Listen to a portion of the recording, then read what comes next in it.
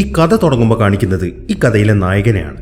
ഇവന്റെ പേര് ബ്രയാൻ എന്നാണ്. Bryan Mills. ഇയാളൊരു ഫോർമർ CIA ഓഫീസറാണ്. എന്നാൽ ഇപ്പോൾ അയാൾ അതിൽ നിന്നൊക്കെ റിട്ടയർഡായി. പുള്ളി കല്യാണമൊക്കെ കഴിച്ചിട്ട് നല്ല സുഖമായിട്ട് ജീവിച്ചിരുന്ന ആളാണ്. എന്നാൽ ഇയാൾക്ക് ഇയാളുടെ ജോലിയോട് കുറച്ച് കൂടുതൽ ആത്മാർത്ഥതയാണ്. അത് അയാളുടെ ഭാര്യയ്ക്ക് ഇഷ്ടമല്ല.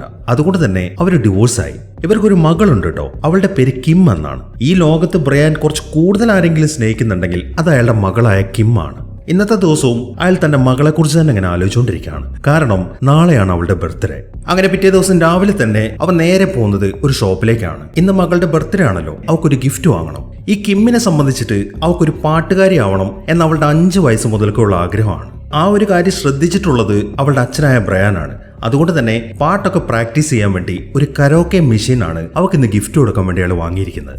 അങ്ങനെ വീട്ടിൽ ചെന്നതിന് ശേഷം അയാൾ ആ ഗിഫ്റ്റൊക്കെ നല്ല അടിപൊളിയായിട്ട് പൊതിഞ്ഞു.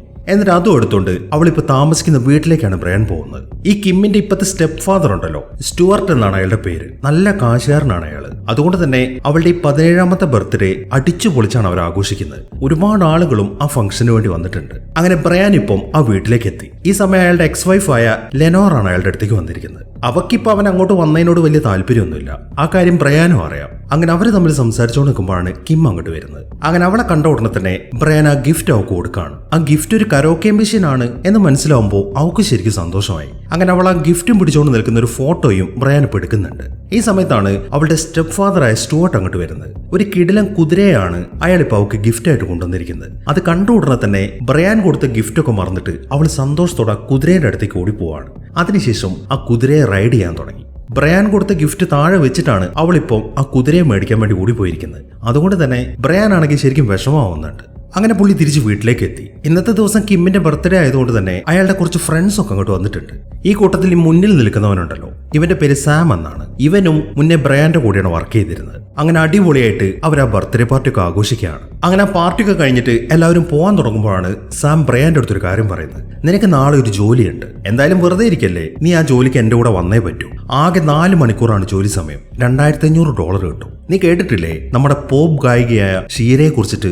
4 മണിക്കൂർ അവളുടെ ഒരു പരിപാടിയുണ്ട്. ആ സമയത്ത് അവളുടെ ബോഡി ഗാർഡായിട്ട് നിൽക്കണം. അതാണ് ജോലി. ഞാനും എന്റെ കുറച്ച് ഫ്രണ്ട്സും ഉണ്ടാവും. നീയും കൂടെ ഞങ്ങളുടെ ടീമിൽ വേണം എന്നാണ് സാം പറയുന്നത്. വളരെ കുറച്ച് സമയത്തെ പണിയല്ലേ ഉള്ളൂ. അതുകൊണ്ട് തന്നെ ബ്രയാൻ ആണെങ്കിൽ അതിന് ഓക്കെ പറയുകയും ചെയ്യുന്നു. അങ്ങനെ പിറ്റേ ദിവസമായി ആ പോപ്പ് ഗായികയുടെ പരിപാടി അവിടെ നടന്നുകൊണ്ടിരിക്കുകയാണ്. ആ ഷീറയും അങ്ങോട്ട് വന്നിട്ടുണ്ട്. ഒരുപാട് ആളുകളാണ് അവളുടെ ആ പരിപാടി കാണാൻ വേണ്ടി അങ്ങോട്ട് വന്നിരിക്കുന്നത്. അങ്ങനെ സാമും കൂട്ടരും ഉടനെ തന്നെ അവളെ അകത്തേക്ക് കൂട്ടിക്കൊണ്ടു പോവാണ്. അങ്ങനെ അകത്തെത്തിയതിനു ശേഷം അവൾ മേക്കപ്പും കാര്യങ്ങളൊക്കെ ചെയ്യാൻ തുടങ്ങി. അതിനിടയിൽ അവൾ അവളുടെ പാട്ടൊക്കെ പ്രാക്ടീസ് ചെയ്യുന്നുണ്ട്. ഇതെല്ലാം നോക്കിക്കൊണ്ട് ആ റൂമിനകത്ത് നിൽക്കുകയാണ് ബ്രയാൻ. അങ്ങനെ മേക്കപ്പ് ഒക്കെ കഴിഞ്ഞിട്ട് അവൾ ആ പരിപാടിക്ക് വേണ്ടി പുറത്തേക്ക് ഇറങ്ങാൻ തുടങ്ങുമ്പോഴാണ് ബ്രയാൻ ഒരു കാര്യം ചോദിക്കുന്നത്. എന്റെ മകൾ ഒരു ഗായികയാവാൻ ആഗ്രഹിക്കുന്നുണ്ട്. അവക്കായിട്ട് എന്തെങ്കിലും ഒരു ഉപദേശം നിങ്ങൾക്ക് തരാനുണ്ടോ എന്നാണ് ബ്രയാൻ ചോദിക്കുന്നത്. അത് കേൾക്കുമ്പോൾ അവളോട് വേറെ വല്ല പണിയും നോക്കാൻ പറ എന്നൊരു ഉപദേശം കൊടുത്തിട്ട് അവൾ പുറത്തേക്ക് പോവാണ്.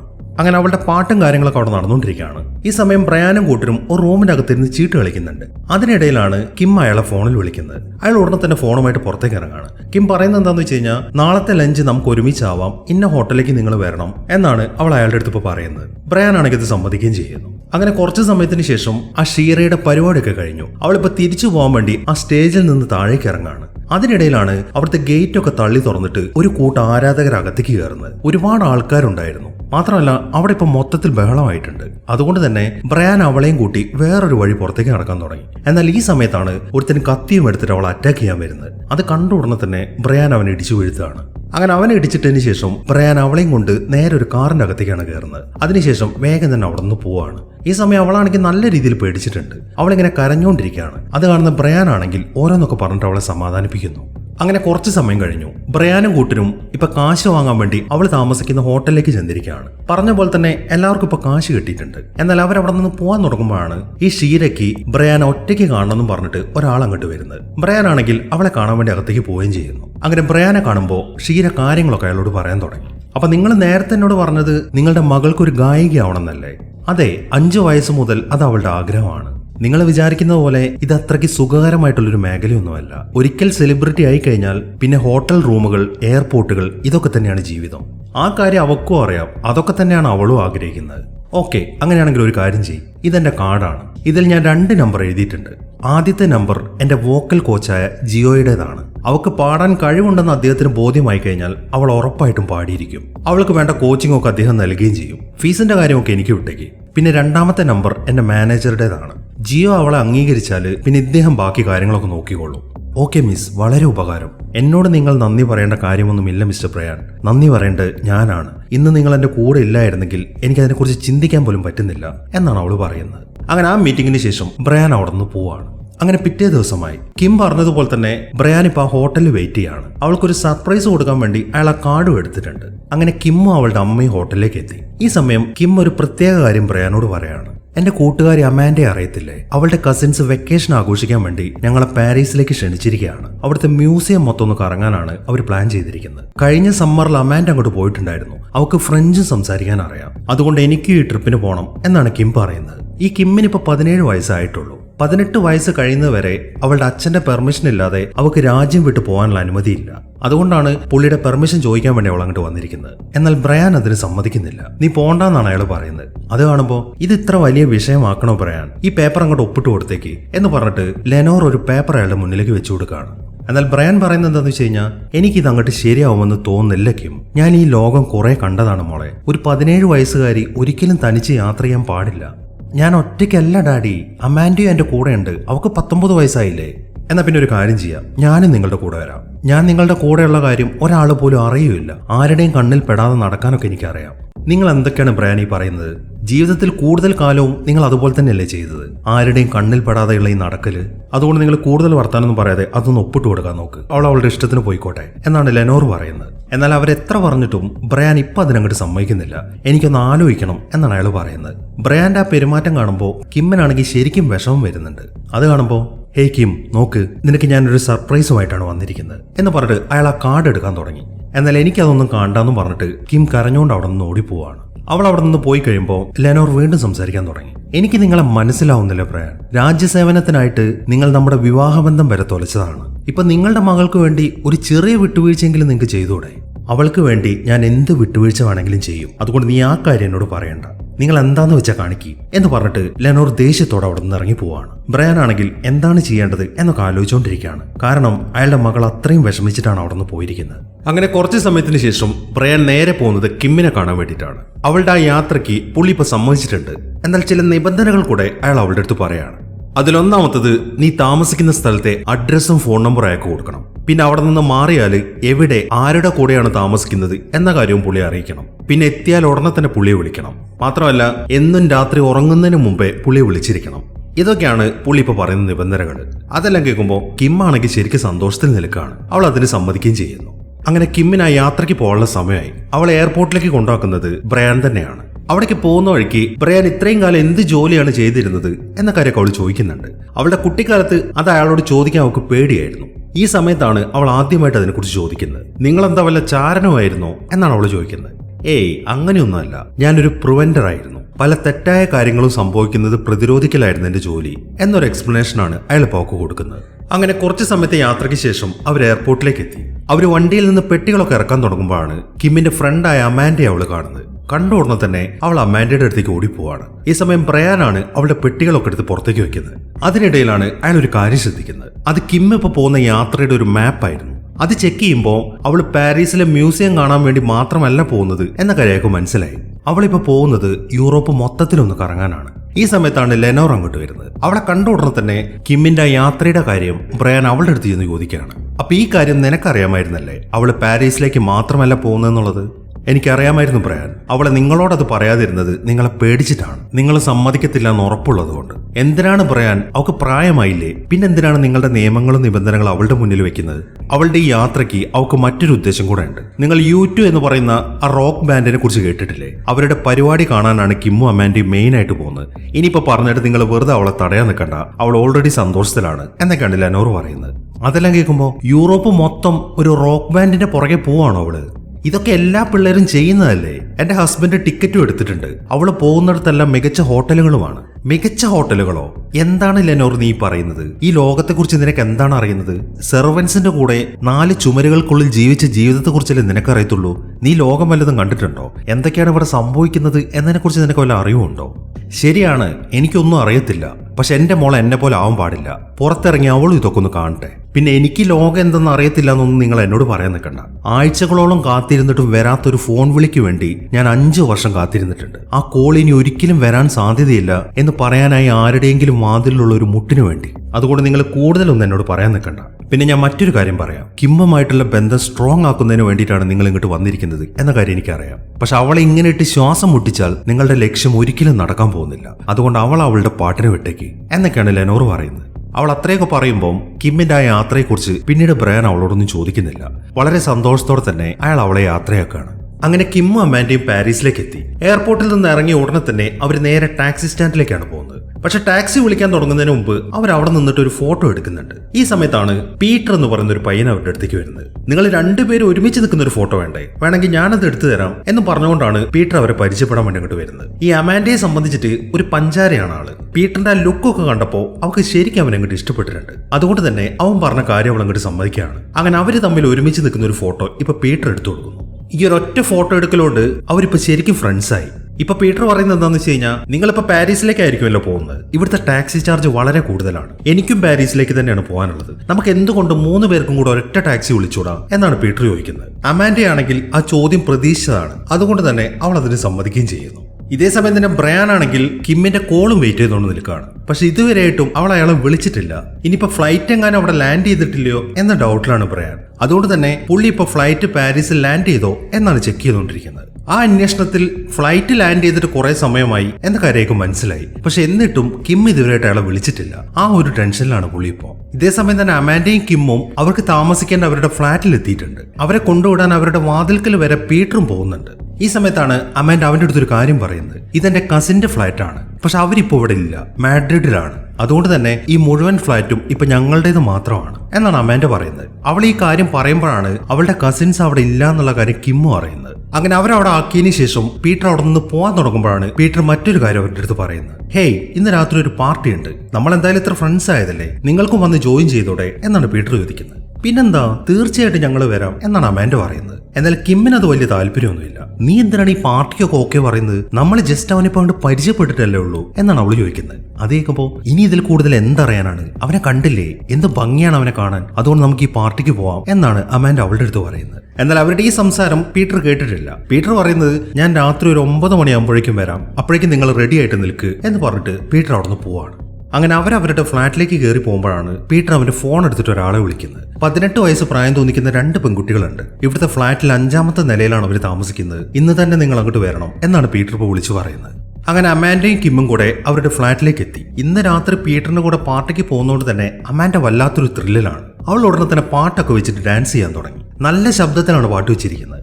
അതിനിടയിൽ ബ്രയാൻ ആണെങ്കിൽ കിം ഇതുവരെയായിട്ട് ഫോൺ വിളിക്കാത്തതുകൊണ്ട് വല്ലാത്തൊരു ടെൻഷനിലാണ് നിൽക്കുന്നത്. അയാൾ വീണ്ടും അവളിങ്ങനെ ട്രൈ ചെയ്തുകൊണ്ടിരിക്കുകയാണ്. എന്നാൽ ഫോൺ റിങ് ചെയ്യുന്നുണ്ട്, അവൾ ഫോൺ എടുക്കുന്നില്ല. ഇതേ സമയം തന്നെ അമാൻഡ ആണെങ്കിൽ ഇപ്പോഴും ഡാൻസ് ചെയ്തുകൊണ്ടിരിക്കുകയാണ്. കിം ആണെങ്കിൽ അവിടുത്തെ ബാത്റൂമിലേക്കാണ് പോകുന്നത്. അതിനിടയിൽ അവളുടെ ബാഗിൽ ഇരുന്നിട്ട് അവളുടെ ഫോൺ അടിക്കുന്നുണ്ട്. ബ്രയാൻ ആണ് വിളിക്കുന്നത്. എന്നാൽ അത്രയും ശബ്ദത്തിൽ പാട്ട് വെച്ചതുകൊണ്ട് ആ ഫോൺ അടിക്കുന്ന ആരും അറിയുന്നില്ല. അങ്ങനെ അവൾ ഫോൺ എടുക്കാത്തതുകൊണ്ട് ബ്രയാൻ വിളിക്കുന്നത് ലെനോറിനെയാണ്. നല്ല ഉറക്കത്തിലായിരുന്നു അവൾ. അവൾ ഫോൺ അറ്റൻഡ് ചെയ്യുമ്പോൾ ബ്രയാൻ ചോദിക്കുന്നത്, കിം എങ്ങനെ നിന്നെ വിളിച്ചിരുന്നോ എന്നാണ്. അത് കേൾക്കുമ്പോൾ എന്റെ പൊന്നു ബ്രയാൻ, അവൾക്ക് 17 വയസ്സുണ്ട്, അവളിപ്പോ പാരീസിലാണുള്ളത്, അവൾ അവളുടെ പാട്ടിന് വിട്ടേക്ക്, അവൾക്ക് തോന്നുമ്പോൾ വിളിച്ചോളും എന്ന് പറഞ്ഞിട്ട് ലെനോർ ഫോൺ കട്ടുകയാണ്. ഈ സമയത്താണ് കിം ബാത്റൂമിൽ നിന്ന് ഇറങ്ങി പുറത്തേക്ക് വരുന്നത്. ഈ ഒരു സമയത്ത് അവളുടെ ഫോൺ ബെല്ലടിക്കുന്ന അവൾ കാണുന്നുണ്ട്. എന്നാൽ നല്ല സൗണ്ടിൽ അവിടെ പാട്ട് വെച്ചിരിക്കുന്നതുകൊണ്ട് അവൾക്ക് അവിടെ വെച്ചിട്ട് ഫോൺ അറ്റൻഡ് ചെയ്യാൻ പറ്റത്തില്ല. അതുകൊണ്ട് തന്നെ അവൾ ആ ഫ്ലാറ്റിന്റെ മറ്റൊരു ഭാഗത്തേക്കാണ് പോകുന്നത്. ഹായ് ഡാഡി, എന്താണ് കിം ഇത്, എത്ര സമയമായിട്ട് ഞാൻ നിന്നെ വിളിച്ചോണ്ടിരിക്കുകയാണ്, എന്നെ തിരിച്ചു വിളിക്കണം ഞാൻ നിന്നോട് പറഞ്ഞതല്ലേ.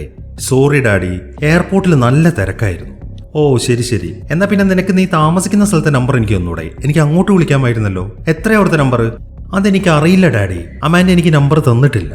എന്താണ് കിം ഇത് നമ്മളുടെ നിബന്ധനകളിലുള്ളതല്ലേ. എനിക്ക് അമാൻഡയുടെ കസിൻസിനോടൊന്ന് സംസാരിക്കണം, നീ അവർക്കൊന്ന് ഫോൺ കൊടുത്തേ. നോക്ക് ഡാഡ്, അവര് സ്പെയിനിലാണ്. സത്യമായ ആ കാര്യം എനിക്ക് അറിയത്തില്ലായിരുന്നു. ഞാൻ ഇവിടെ വന്നപ്പോഴാണ് അമാൻഡ ആ കാര്യം എന്നോട് പറയുന്നത്. സ്പെയിനിലോ? നിങ്ങൾ എന്തൊക്കെയാണ് കിമ്മി കാണിക്കുന്നത്? ഇനിയിപ്പോ വേറെ എന്തെങ്കിലും പ്രശ്നമുണ്ടോ? നിനക്ക് എന്തെങ്കിലും എന്നോട് പറയാനുണ്ടോ? അയാൾ അത് ചോദിക്കുമ്പോഴാണ് ഒരു ഞെട്ടിക്കുന്ന കാര്യം കിം ശ്രദ്ധിക്കുന്നത്. അമാൻഡ ഇപ്പോഴും ആ ഹാളിൽ നിന്ന് ഡാൻസ് കളിച്ചുകൊണ്ടിരിക്കുകയാണ്. ഈ സമയത്താണ് കുറച്ച് ആളുകൾ ആ ഫ്ലാറ്റിലേക്ക് കയറി വരുന്നത്. അത് കാണുന്ന കിമ്മിന് ശരിക്കും പേടിയാവാൻ തുടങ്ങി. ഇവിടെ ആരും ഉണ്ട് ഡാഡ് എന്നാണ് അവൾ പേടിയോടെ പറയുന്നത്. കസിൻസ് ആണോ? അവർ തിരികെ വന്നോ? അല്ല. ഓ മൈ ഗോഡ്, അവർ അമാൻഡയെ പിടിച്ചു. എന്താണ് കിം നീ പറയുന്നത്? ഡാഡ്, അവരവളെ കൊണ്ടുപോകുന്നു. ശരി ഓക്കെ, നീ ഞാൻ പറയുന്നു കേക്ക്. നീ ഫ്ലൈറ്റിൽ വെച്ചിട്ട് ആരെങ്കിലും പരിചയപ്പെട്ടായിരുന്നോ? ഇല്ല ഡാഡ്, എയർപോർട്ടിൽ വെച്ചോ? ആ, ഒരു പീറ്ററിനെ പരിചയപ്പെട്ടായിരുന്നു. ബ്രയാൻ ആ ചോദ്യങ്ങളൊക്കെ ചോദിക്കുമ്പോൾ അയാളുടെ ചില ഡിവൈസുകളൊക്കെ അയാൾ അവിടെ നിരത്തി വെക്കുന്നുണ്ട്. പീറ്ററോ? ഏത് പീറ്റർ? അതെനിക്ക് അറിയത്തില്ല. ആ ഡിവൈസ് എന്ന് പറയുന്നത് ഇപ്പൊ അവര് തമ്മിലുള്ള സംസാരം റെക്കോർഡ് ചെയ്യാൻ വേണ്ടിയിട്ടുള്ള ഒരു സെറ്റപ്പാണ്. ഓക്കെ, പീറ്റർ അവൻ അമേരിക്കക്കാരനാണോ? നിങ്ങൾ താമസിക്കുന്ന സ്ഥലം അവൻ അറിയാമായിരുന്നോ? അറിയാമായിരുന്നു. ഇത്രയും സമയം അവൻ ഞങ്ങളുടെ കൂടെ ഉണ്ടായിരുന്നു. ഡാഡ്, അവർ അമാൻഡയെ പിടിച്ചുകൊണ്ടുപോയി. ഇപ്പൊ അവർ ഈ ഫ്ലാറ്റ് മൊത്തം സെർച്ച് ചെയ്തുകൊണ്ടിരിക്കുകയാണ്. എനിക്കാകെ പേടിയാവുന്നു ഡാഡ്. എനിക്കറിയാം കിം, നിന്റെ ശ്രദ്ധ പതറല്ലേ. നീ ഇത് നേരിട്ടേ പറ്റൂ. അവരെത്ര പേരുണ്ട്? 3-4 പേരുണ്ട്. ഓക്കെ, നീ ഇപ്പൊ എവിടാണ് നിൽക്കുന്നത്? ഞാനിപ്പോ ഇവിടുത്തെ ബാത്റൂമിലാണ്. ഓക്കെ, നീ ഉടനെ തന്നെ അടുത്തുള്ള ബെഡ്റൂമിലേക്ക് പോ. എന്നിട്ട് അവിടുത്തെ കട്ടിലിനടിയിൽ ഒഴുക്കി. അവിടെ എത്തിക്കഴിഞ്ഞ ഉടനെ തന്നെ ആ കാര്യം എന്നോട് പറ. ബ്രയാൻ അത്രയും പറഞ്ഞു കഴിയുമ്പോൾ അവൾ വേഗം തന്നെ ബെഡ്റൂമിലേക്ക് ഓടുകയാണ്. അങ്ങനെ പെട്ടെന്ന് തന്നെ അവൾ ആ ബെഡ്റൂമിനകത്തെ കട്ടിലിന്റെ അടിയിലേക്ക് ഒളിക്കുന്നു. ഞാൻ എത്തി ഡാഡ്, ഞാനിപ്പോ ഇവിടുത്തെ കട്ടിലിന്റെ അടിയിലാണ്. ഓക്കെ കിം, ഇനി ഞാൻ പറയുന്ന കാര്യം വളരെ ശ്രദ്ധിച്ച് കേൾക്കണം. അവർ ഉറപ്പായിട്ടും നിന്നെ പിടിച്ചോണ്ട് പോകും. അതുകൊണ്ട് തന്നെ ഒരിക്കലും നിന്റെ ശ്രദ്ധ തെറ്റരുത്. നിനക്ക് വെറും 5-10 സെക്കൻഡുകളെ കിട്ടത്തുള്ളൂ. അതാണ് ഏറ്റവും പ്രധാനപ്പെട്ട നിമിഷങ്ങൾ. അവർ നിന്നെ പിടിച്ചാൽ ഉടനെ തന്നെ നീ ഫോൺ നിലത്തേക്ക് ഇടണം. എന്നിട്ട് നീ അവരെ പറ്റി എന്തൊക്കെയാണോ കാണുന്നത് അതൊക്കെ ഉറക്കെ വിളിച്ചു പറയണം. അതായത് മുടിയുടെയും കണ്ണിന്റെയും നിറം, പൊക്കം കൂടുതലുണ്ടോ അതോ കുറവാണോ, ശരീരത്തിൽ എന്തെങ്കിലും പാടുകളുണ്ടോ, അങ്ങനെ എന്തെങ്കിലും ഉണ്ടെങ്കിൽ അതൊക്കെ ഇങ്ങനെ ഉറക്കെ വിളിച്ചു പറയണം. അയാൾ അത് പറഞ്ഞു തീരുമ്പോഴേക്കും അങ്ങോട്ട് വന്ന ആൾക്കാരൊക്കെ കിം ഇരിക്കുന്ന റൂമിന്റെ അടുത്തേക്ക് എത്തി. അവര് നടന്നു വരുന്ന ശബ്ദം ബ്രയാനും കേൾക്കാൻ സാധിക്കുന്നുണ്ട്. അവരവിടെ തന്നെ ഉണ്ട് കിം, എനിക്ക് അവരെ കേൾക്കാം. ഞാൻ പറഞ്ഞ കാര്യം മറക്കരുത്. വളരെ ശ്രദ്ധിച്ചിട്ട് വേണം കാര്യങ്ങൾ പറയാൻ. അങ്ങനെ അവന്മാര് കിം ഇരിക്കുന്ന റൂമിലേക്ക് എത്തി അവിടെ മൊത്തം സെർച്ച് ചെയ്യാൻ തുടങ്ങി. അവര് വേറെ ഏതോ ഒരു ലാംഗ്വേജിലാണ് സംസാരിക്കുന്നത്. അതെല്ലാം ബ്രയാനും കേൾക്കാൻ സാധിക്കുന്നുണ്ട്. കുറച്ചുകൂടെ വ്യക്തമായിട്ട് അവർ പറയുന്നത് കേൾക്കാൻ വേണ്ടി കിം ആണെങ്കിൽ അവരുടെ അടുത്തേക്ക് അവളുടെ ഫോൺ ഇങ്ങനെ നീക്കി പിടിക്കുകയാണ്. അങ്ങനെ കുറച്ച് സമയം അവിടേക്ക് സെർച്ച് ചെയ്തതിനു ശേഷം ആ രണ്ടുപേർ അവിടെ നിന്ന് പോവുകയും ചെയ്യുന്നു. അതെല്ലാം കാണുമ്പോൾ കിമ്മിന് ശരിക്കും ആശ്വാസമായി. അവര് പോവാണെന്ന് തോന്നുന്നു ഡാഡ് എന്നാണ് അവള് പറയുന്നത്. എന്നാൽ അവളത് പറഞ്ഞു തീരുമ്പോഴേക്കും വേറൊരുത്തൻ അവളെ കട്ടിലിന്റെ അടിയിൽ നിന്ന് പുറത്തേക്ക് വലിക്കുകയാണ്. പിന്നീട് ബ്രയാൻ കേൾക്കുന്നത് അവളുടെ ഒരു നിലവിളിയാണ്. അതിനുശേഷം അവളെ പിടിച്ച ആളെ കുറിച്ചിട്ട് അവൾ ചില കാര്യങ്ങൾ പറയുന്നുണ്ട്. അയാൾക്ക് താടിയുണ്ട്, 6 അടി പൊക്കം കാണും, വലത് കയ്യിൽ ഒരു ടാറ്റു ഉണ്ട്, ചന്ദ്രനും നക്ഷത്രവുമാണ് അതിലുള്ളത് എന്നൊക്കെയാണ് അവള് വിളിച്ചു പറയുന്നത്. ബ്രയാൻ ആണെങ്കിൽ അതൊക്കെ ഇങ്ങനെ ശ്രദ്ധിച്ചുകൊണ്ടിരിക്കുകയാണ്. കുറച്ചു സമയം കഴിയുമ്പോൾ അവളുടെ നിലവിളിയൊക്കെ നിന്നു. പിന്നീട് ബ്രയാന് കേൾക്കാൻ സാധിക്കുന്നത് ഒരു ശ്വാസം എടുക്കുന്ന ശബ്ദമാണ്. അതിൽ നിന്നും കിമ്മിന്റെ ഫോൺ ആരോ എടുത്തിട്ടുണ്ട് എന്ന കാര്യമൊക്കെ മനസ്സിലായി. ഈ സമയം ബ്രയാന്റെ ഒരു മരണ മാസ് ഡയലോഗ് ഉണ്ട്. നീ ആരാണെന്ന് എനിക്കറിയില്ല, നിനക്ക് എന്താണ് വേണ്ടതെന്ന് എനിക്കറിയില്ല. നിനക്ക് വേണ്ടത് പണമാണെങ്കിൽ ഒരു കാര്യം ഞാൻ ഇപ്പോഴേ പറഞ്ഞേക്കാം, എന്റെ കയ്യിൽ പൈസയൊന്നുമില്ല. പക്ഷെ എന്റെ കയ്യിൽ വളരെ സവിശേഷമായ ചില പ്രത്യേക കഴിവുകളുണ്ട്. എന്റെ ജോലിയിൽ നിന്നും ദീർഘകാലം കൊണ്ട് ഞാൻ ആർജിച്ചെടുത്ത ചില കഴിവുകൾ. അത് നിന്നെപ്പോലുള്ളവന്മാർക്ക് എന്നെ ഒരു പേടി സ്വപ്നമാക്കി മാറ്റും. അതുകൊണ്ട് തന്നെ ഇപ്പൊ നീ എന്റെ മകളെ വിട്ടയച്ചാൽ ഇതോടെ എല്ലാം അവസാനിക്കും. ഞാൻ നിന്നെ അന്വേഷിക്കത്തുമില്ല, നിന്നെ തെരഞ്ഞു വരികയുമില്ല. പക്ഷെ മറിച്ചാണെങ്കിൽ ഞാൻ നിന്നെ തേടിയിറങ്ങും. എന്നിട്ട് നിന്നെ ഞാൻ കണ്ടെത്തും. എന്നിട്ട് നിന്നെ ഞാൻ അങ്ങ് കൊല്ലും. ബ്രയാൻ അത്രയും പറഞ്ഞു കഴിയുമ്പോൾ ഗുഡ് ലക്ക് എന്നൊരു മറുപടി മാത്രമാണ് അപ്പുറത്തിരിക്കുന്ന ആള് പറയുന്നത്. അതിനുശേഷം അയാൾ ഫോൺ കട്ട് ചെയ്യുകയും ചെയ്യും. അത് കേട്ട് ബ്രയാൻ ആണെങ്കിൽ ശരിക്കും ദേഷ്യത്തിലിരിക്കുകയാണ്. അങ്ങനെ ബ്രയാൻ അവിടെ നിന്ന് ഇറങ്ങിയതിനു ശേഷം നേരെ പോകുന്നത് അവന്റെ ഭാര്യയുടെ വീട്ടിലേക്കാണ്. പോകുന്ന വഴിക്ക് അയാൾ സാമിനെ വിളിക്കുന്നുണ്ട്. സാം, ഞാൻ നിനക്ക് ചില കാര്യങ്ങൾ അയച്ചു തരാം, ഉടനെ തന്നെ അതൊക്കെ ഒന്ന് ചെക്ക് ചെയ്തിട്ട് എന്നെ തിരിച്ചു വിളിക്കണം എന്ന് പറഞ്ഞിട്ട് ബ്രയാൻ ഇതുവരെ റെക്കോർഡ് ചെയ്ത് വെച്ച് മുഴുവൻ കാര്യങ്ങൾ അയാൾ സാമിന് അയച്ചു കൊടുക്കുകയാണ്. അങ്ങനെ കുറച്ച് സമയത്തിന് ശേഷം ബ്രയാൻ അയാളുടെ ഭാര്യയുടെ വീട്ടിലെത്തി. ചെന്ന ഉടനെ തന്നെ കിമ്മിനെ തട്ടിക്കൊണ്ടുപോയ കാര്യമാണ് അയാൾ ആദ്യം അവരുടെ അടുത്ത് പറയുന്നത്. അതിനുശേഷം ബ്രയാൻ ഇപ്പൊ സ്റ്റുവർട്ടിനെ ചോദ്യം ചെയ്യാൻ തുടങ്ങി. നിങ്ങൾക്ക് വിദേശത്ത് ഏതെങ്കിലും ശത്രുക്കളുണ്ടോ? ശത്രുക്കളോ? എനിക്കെന്തിന് ശത്രുക്കളുണ്ടാവണം? വിവിധ ഷെൽ കോർപ്പറേഷനുകൾ വഴി നിങ്ങൾ വിദേശത്ത് ബിസിനസ് ചെയ്യുന്നുണ്ട്. തെക്കോട്ട് പോയ കുറെ റഷ്യക്കാരുമായിട്ട് നിങ്ങൾക്ക് എണ്ണയുടെ ഇടപാടും ഉണ്ടായിരുന്നു. ഇതെല്ലാം നിനക്കെങ്ങനെ അറിയാം ബ്രയാൻ? എല്ലാ കാര്യങ്ങളും അറിയാതെ ഞാൻ എന്റെ മോൾ ആരുടെയും കൂടെ ജീവിക്കാൻ വിടുമെന്ന് എനിക്ക് തോന്നുന്നുണ്ടോ? അങ്ങനെ ബന്ധമുണ്ടോന്ന് ചോദിച്ചു കഴിഞ്ഞാൽ എനിക്ക് ചില കണക്ഷനുകളൊക്കെ ഉണ്ട്. ഇത് നിങ്ങളുടെ പൊങ്ങച്ചം കാണിക്കാനുള്ള സമയമല്ല. അതുകൊണ്ട് ഞാൻ വീണ്ടും ചോദിക്കുകയാണ്, ആരെങ്കിലും നിങ്ങളെ ഉപദ്രവിക്കാൻ ശ്രമിച്ചിട്ടുണ്ടോ? ഇല്ല ബ്രയാൻ, എന്റെ അറിവിൽ അങ്ങനെ ആരുമില്ല. ഓക്കെ, കിമ്മിന്റെ റൂം ഏതാണ്? എന്താണ് ബ്രയാൻ, നിങ്ങൾ കാര്യങ്ങളൊന്ന് പറ. എന്താണ് എന്റെ മോക്ക് സംഭവിച്ചത്? എനിക്ക് അവളുടെ കോള് വന്നിട്ടുണ്ടായിരുന്നു. അപ്പാർട്ട്മെന്റിൽ ആരോ അതിക്രമിച്ച് കയറിയിട്ട് അവളെ തട്ടിക്കൊണ്ടുപോയി എന്ന് പറഞ്ഞതിന് ശേഷം ബ്രയാൻ നേരെ പോകുന്നത് കിമ്മിന്റെ റൂമിലേക്കാണ്. എന്നിട്ട് അവിടെ മൊത്തത്തിലൊന്ന് ചെക്ക് ചെയ്യാൻ തുടങ്ങി. ഞാൻ എന്തെങ്കിലും ചെയ്യേണ്ടതായിട്ടുണ്ടോ ബ്രയാൻ? നെറ്റ് ജെറ്റുമായിട്ട് നിങ്ങളുടെ കമ്പനിക്ക് ലീസ് അഗ്രിമെന്റ് ഉണ്ടല്ലോ? ഉണ്ട്, ബഹാമസിൽ അവരുടെ കമ്പനിയായിട്ട് ഞങ്ങൾക്ക് ലീസ് അഗ്രിമെന്റ് ഉണ്ട്. എന്നൊരു കാര്യം ചെയ്യ്, എനിക്ക് പാരീസിലേക്ക് ഒരു ഫ്ലൈറ്റ് ടിക്കറ്റ് എടുക്കണം. എപ്പോഴത്തേക്ക്? എത്രയും പെട്ടെന്ന് കിട്ടുന്നോ അത്രയും നല്ലത്. അത് കേട്ട ഉടനെ തന്നെ സ്റ്റുവർട്ട് ആണെങ്കിൽ ആ ഫ്ലൈറ്റ് ടിക്കറ്റ് ബുക്ക് ചെയ്യാൻ വേണ്ടി അവിടെ നിന്ന് പോവാണ്. ഈ സമയവും ബ്രയാൻ ആണെങ്കിൽ അവിടുത്തെ റൂം മൊത്തം ഇങ്ങനെ ചെക്ക് ചെയ്തുകൊണ്ടിരിക്കുകയാണ്. ഈ സമയം ലെനോർ സംസാരിക്കാൻ തുടങ്ങി. അവള് വല്ലാതെ കരഞ്ഞിട്ടാണ് കാര്യങ്ങൾ പറയുന്നത്. ബ്രയാൻ, നീ അവളെ തിരികെ കൊണ്ടുവരത്തില്ലേ? തിരികെ കൊണ്ടുവരാൻ ലെനോർ, പക്ഷെ എനിക്ക് ആദ്യം അവളെ കണ്ടെത്തണം. അവൾ എവിടെയാണുള്ളതെന്ന് എനിക്ക് അറിയത്തില്ല. ബ്രയാൻ അത് പറഞ്ഞു തീരുമ്പോഴാണ് അവനൊരു കോള് വരുന്നത്. അത് സാം ആണ്. സാം ഇപ്പൊ മുഴുവൻ കാര്യങ്ങളും ചെക്ക് ചെയ്തു. അതിനെക്കുറിച്ചുള്ള ഡീറ്റെയിൽസ് ഒക്കെ പറയാനാണ് സാം ഇപ്പൊ വിളിച്ചിരിക്കുന്നത്. ഈ കാര്യം ലെനോറും കേൾക്കേണ്ടതാണ്. അതുകൊണ്ട് തന്നെ ബ്രയാൻ ഉടനെ തന്നെ ഫോൺ ലൗഡ് സ്പീക്കർ ഇടാണ്. അങ്ങനെ സാം കണ്ടെത്തിയ കാര്യങ്ങളൊക്കെ അവൻ പറയാൻ തുടങ്ങി. ബ്രയാൻ, അവര് സംസാരിക്കുന്നത് അൽബേനിയനാണ്. സംസാര ശൈലിയും ഉച്ചാരണവും കേട്ടിട്ട് ട്രപ്പോജോക്കാരാണ്. ഇത്തരത്തിലുള്ള ആൾക്കാരെ അവിടെ കുറേയുണ്ട്. റഷ്യക്കാര് പോലും ഇവന്മാർക്ക് ഭയങ്കര സപ്പോർട്ടാണ്. നീ സംസാരിച്ചില്ലൊരുത്തനുമായിട്ട്. അവന്റെ പേര് മാർക്കോ എന്നാണ്. ഞാൻ ഇതിനെക്കുറിച്ചൊക്കെ ഒന്ന് ഡീപ്പായിട്ട് അന്വേഷിച്ചപ്പോൾ ഇവന്മാരുടെ ഒരു നേതാവുണ്ട്, മാർക്കോ ഹോക്സ എന്നാണ് അവന്റെ പേര്.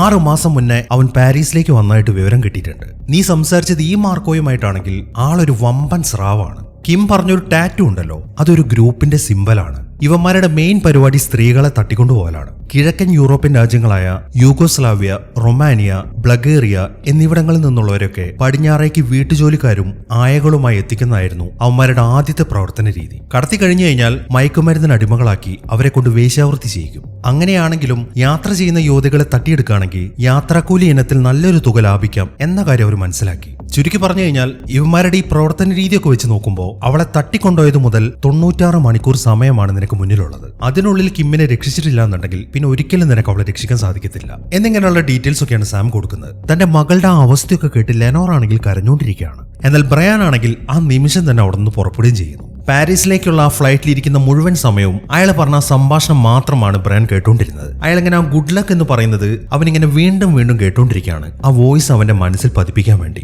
അങ്ങനെ പാരീസിൽ എത്തിയ ഉടനെ ബ്രയാൻ പോകുന്നത് കിം അമാൻഡയിൽ നിന്ന ഫ്ലാറ്റിലേക്കാണ്. അതിനുശേഷം അവർ നിന്നിരുന്ന റൂം മൊത്തത്തിലൊന്ന് സെർച്ച് ചെയ്യാൻ തുടങ്ങി. അമാൻഡയുടെയും കിമ്മിന്റെയും ബാഗ് എല്ലാം അവൻ അവിടെ നിന്ന് കാണാൻ സാധിക്കുന്നുണ്ട്. മാത്രമല്ല അവൻ അതിനകത്തേക്ക് കയറുമ്പോൾ ആ റൂമിനകത്തെ പല കാര്യങ്ങളും അവിടെ വീണ് കിടക്കുകയാണ്. അതെല്ലാം കാണുമ്പോൾ അവിടെ നടന്ന സ്ട്രഗിളൊക്കെ ബ്രയാൻ ഇമാജിൻ ചെയ്യാൻ സാധിക്കുന്നുണ്ട്. അങ്ങനെ ആ സെർച്ചിങ്ങിനിടയിലാണ് അവൻ മറ്റൊരു കാര്യം അവിടെ കാണുന്നത്. അവിടെ ഒരു കണ്ണാടി തകർന്ന് കിടക്കുന്നുണ്ട്. അത് അവിടെ ആ മൽപ്പിടുത്തത്തിനിടയിൽ നടന്നതാണ് എന്ന കാര്യം ബ്രയാന് മനസ്സിലായി. അവൻ അതിൽ ചെക്ക് ചെയ്യുമ്പോൾ അതിൽ നിന്നൊരു മുടി കിട്ടുന്നുണ്ട്. അവൻ ഉടനെ തന്നെ അതൊക്കെ കളക്ട് ചെയ്യാണ്. ഈ സമയത്താണ് അവിടെ തകർന്നു കിടക്കുന്ന ഒരു ഫോൺ അവൻ കാണുന്നത്. അത് കിമ്മിന്റേതാണ് എന്ന കാര്യം അവന് മനസ്സിലായി. അവൻ ഉടനെ തന്നെ അതിനകത്തുള്ള മെമ്മറി കാർഡ് എടുക്കുകയാണ്. അതിനുശേഷം അവൻ ആദ്യം ചെല്ലുന്നത് ആ മെമ്മറി കാർഡ് ചെക്ക് ചെയ്യാൻ വേണ്ടിയിട്ടാണ്. അതിലുണ്ടായിരുന്നത് അമാൻഡയുടെയും കിമ്മിന്റെയും കുറച്ച് ഫോട്ടോസ് ആണ്. ആ ചെക്കിങ്ങിലാണ് അവർ എയർപോർട്ടിൽ നിന്ന് പുറത്തേക്ക് ഇറങ്ങിയതിന് ശേഷം എടുത്തൊരു ഫോട്ടോ അവൻ കാണുന്നത്. ഇത് ആ പീറ്റർ എടുത്തു കൊടുത്ത ഫോട്ടോയാണ്. ആ ഫോട്ടോയുടെ അപ്പുറത്തെ റിഫ്ലക്ഷനിൽ നിന്നും അവന് പീറ്ററിനെ കാണാൻ സാധിക്കുന്നുണ്ട്. അങ്ങനെ കുറച്ച് സമയങ്ങൾ കഴിഞ്ഞു. ആ പീറ്റർ ഇപ്പം എയർപോർട്ടിൽ തന്നെയാണ് നിൽക്കുന്നത്. പുതിയ ഇരയെ തേടി വന്നതാണ് അവൻ. ഈ സമയം അവൻ നോക്കുമ്പോൾ ഒരു പെണ്ണ് അവിടെ നിന്ന് ഇറങ്ങുന്നുണ്ട്. അത് കണ്ട ഉടനെ തന്നെ അവൻ അവളുടെ പുറകെ പോവാണ്. അങ്ങനെ പുറത്തെത്തി കഴിഞ്ഞിട്ട് അവൻ വീണ്ടും അവന്റെ പഴയ നമ്പർ ഇറക്കാൻ തുടങ്ങി. ഇവിടെ ടാക്സി ചാർജ് ഒക്കെ കൂടുതലാണ്, നമുക്ക് ഒരുമിച്ച് പോയാലോ എന്നാണ് അവൻ ചോദിക്കുന്നത്. കാണാൻ ആളൊരു ചുള്ളനായതുകൊണ്ട് തന്നെ ആ പെണ്ണും അതിന് സമ്മതിക്കുന്നു. എന്നാൽ അവൻ അവളെയും കൊണ്ട് ഒരു കാറിന്റെ അകത്തേക്ക് കയറാൻ തുടങ്ങുമ്പോഴാണ് പെട്ടെന്ന് ബ്രയാൻ അങ്ങോട്ട് വരുന്നത്. അങ്ങനെ ബ്രയാൻ അവനെ പിടിച്ചിടിക്കാൻ തുടങ്ങി. അവൻ ചോദിക്കുന്നത് കിമ്മിന്റെ അമാൻഡയുടെയും കാര്യമാണ്. പക്ഷെ ബ്രയാൻ എങ്ങനെയൊക്കെ ഉപദ്രവിച്ചിട്ടും പീറ്റർ ആ പെൺകുട്ടികളെ കുറിച്ച് പറയുന്നില്ല. ഈ സമയത്താണ് പീറ്ററിന്റെ ഒരു ഫ്രണ്ട് അങ്ങോട്ട് വരുന്നത്. അങ്ങനെ ബ്രയാൻ ഉടനെ തന്നെ അവനുമായിട്ട് ഫൈറ്റ് ചെയ്യാൻ തുടങ്ങി. എന്നാൽ അവനെ ഇടിച്ചിട്ട് കഴിഞ്ഞിട്ട് ബ്രയാൻ നോക്കുമ്പോൾ പീറ്ററിനെ അവിടെ കാണുന്നില്ല. അവൻ കുറെ ദൂരേക്ക് ഓടിപ്പോയി കഴിഞ്ഞിരുന്നു. അത് കണ്ട ഉടനെ തന്നെ ബ്രയാൻ അവനെ ഫോളോ ചെയ്യാൻ തുടങ്ങി. പീറ്റർ ഇപ്പൊ നേരെ പോയിരിക്കുന്നത് അവിടെയുള്ള ഒരു ഓർബിഡ്ജിന്റെ മുകളിലേക്കാണ്. പക്ഷെ ബ്രയാൻ അവന്റെ അടുത്ത് എത്തുമ്പോഴേക്കും പീറ്റർ ആ ഓർബിഡ്ജിന്റെ മുകളിൽ നിന്ന് താഴേക്ക് ചാടുകയാണ്. പക്ഷെ താഴേക്ക് ചാടിയിട്ടും അവന് രക്ഷപ്പെടാൻ സാധിച്ചിട്ടില്ല. അവൻ താഴേക്ക് ലാൻഡ് ചെയ്ത ഉടനെ തന്നെ ഒരു ട്രക്ക് വന്നിട്ട് അവനെ അങ്ങോട്ട് ഇടിച്ച് തെറിപ്പിക്കുകയാണ്. അതോടൊപ്പം തന്നെ പീറ്ററിന്റെ പണി തീരുകയും ചെയ്തു. അങ്ങനെ ബ്രയാന് കിട്ടിയ ആകെ ഉണ്ടായിരുന്ന ഒരു തെളിവാണ് ഇപ്പൊ നശിച്ചിരിക്കുന്നത്. അതുകൊണ്ട് തന്നെ അവൻ ശരിക്കും നിരാശയിൽ നിൽക്കുകയാണ്. അവൻ അടുത്തതായിട്ട് പോകുന്നത് അവന്റെ പഴയ ഒരു ഇൻഫോർമറെ കാണാൻ വേണ്ടിയിട്ടാണ്. ഇയാളിപ്പം പാരീസിലെ പോലീസ് ഡിപ്പാർട്ട്മെന്റിലാണ് ജോലി ചെയ്യുന്നത്. ഇവന്റെ പേര് ജീൻ എന്നാണ്, ജീൻ ക്ലോഡ് പിട്രേൽ. അങ്ങനെ ജീനെ കാണുമ്പോൾ ബ്രയാൻ അയാളുടെ മോളെ തട്ടിക്കൊണ്ടുപോയ കാര്യങ്ങളൊക്കെയാണ് അയാളുടെ അടുത്ത് പറയുന്നത്. ഉണ്ടായ കാര്യങ്ങളൊക്കെ ബ്രയാൻ പറയുമ്പോൾ ജീൻ പറയുന്നത് എന്താണെന്ന് വെച്ച് കഴിഞ്ഞാൽ, നോക്കൂ ബ്രയാൻ, നീ ഇങ്ങനെ ഈ പാരീസ് ഇളക്കി മറിച്ചിങ്ങനെ ഓടി നടക്കരുത്. പിന്നെ ഞാൻ എന്ത് ചെയ്യണം? വേണ്ടി വന്നാൽ ഇവിടുത്തെ ഈഫൽ ടവർ പോലും ഞാൻ ഇടിച്ച് താഴേക്കിടും. കാരണം എനിക്ക് എന്റെ മോളെ തിരിച്ചു കിട്ടിയേ പറ്റൂ. എന്താണ് ബ്രയാൻ നീ ഇങ്ങനെ സംസാരിക്കുന്നത്? നീ ആരോടാണ് സംസാരിക്കുന്നതെന്ന കാര്യം നീ മറക്കരുത്. ഞാനൊരു സുഹൃത്തിനോടല്ലേ സംസാരിക്കുന്നത്. ശരിയാണ്, നീ ഒരു സുഹൃത്തിനോടാണ് സംസാരിക്കുന്നത്. പക്ഷെ നിന്റെ ആ സുഹൃത്ത് ഒരു പദവിയിലാണ് ഇരിക്കുന്നത് എന്ന കാര്യം നീ മറക്കരുത് എന്ന് പറഞ്ഞിട്ട് ജീൻ അവന്റെ ഒരു കാർഡ് എടുത്തിട്ട് ബ്രയാന് കൊടുക്കുകയാണ്. അത് കാണുമ്പോഴാണ് അയാൾ നാഷണൽ പോലീസിലാണ് വർക്ക് ചെയ്യുന്നത് എന്ന കാര്യം അവന് മനസ്സിലാവുന്നത്. ഓക്കെ, ഇതെന്തെങ്കിലും ആവട്ടെ, എന്താണ് ആ അൽബേനിയക്കാരെ കുറിച്ച് നിനക്ക് പറയാനുള്ളത്? 6-7 കൊല്ലം മുമ്പ് കിഴക്ക് നിന്നാണ് അവർ വന്നത്. ആദ്യം ഒരു 15-20 പേരെ ഉണ്ടായിരുന്നുള്ളൂ. എന്നാൽ ഇപ്പോൾ അത് 100 കണക്കിന് ആൾക്കാരുണ്ട്. ശരിക്കും എണ്ണി തിട്ടപ്പെടുത്തിയിട്ട് പറഞ്ഞൊന്നുമല്ല, ചിലപ്പോൾ അതിൽ കൂടുതൽ കാണാം. എന്നാൽ എല്ലാവരും അപകടകാരികളാണ്.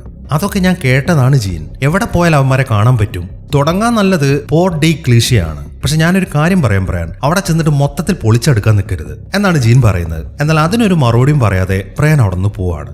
അവൻ അവിടെ നിന്ന് പോയി കഴിയുമ്പോഴാണ് ജീൻ ഒരു ഏജന്റിനെ വിളിക്കുന്നത്. ബ്രയാനെ ഫോളോ ചെയ്യണം എന്നാണ് അയാൾ ഇൻസ്ട്രക്ഷൻ കൊടുക്കുന്നത്.